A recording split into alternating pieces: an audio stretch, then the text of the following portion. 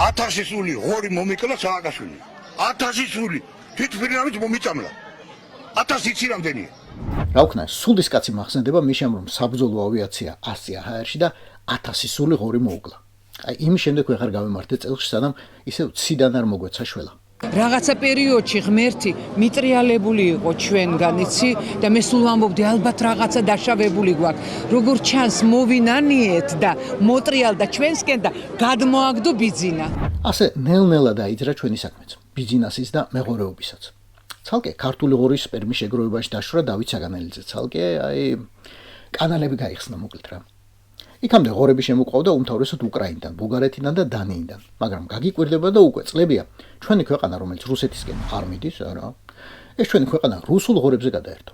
2023 წელს 27 მილიონი 800,000 დოლარის ცოცხალი ღორი ვიყიდეთ და ჩამოვიყვანეთ. 24-ში კი სრული 33 მილიონი 200,000.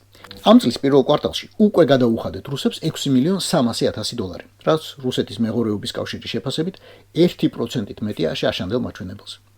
მხოლოდ ვორონეჟელი ღორების იმპორტი შარშან მთელი 10%-ით გაიზარდა და ეს საქმე ჩვენი ფულით სერიოზულად ვითარდება.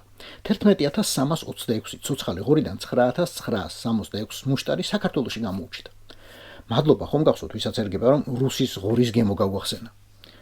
ბიოლოგები ამტკიცებენ, სულ ისევ ვართ რასაც ჭამთ. ხო და ქოცი მაგას რო შეჭამს და მე რომ რუსის ღორს დაუძახებთ, პოჭოქსაც ვეღარ მოგჭამთ.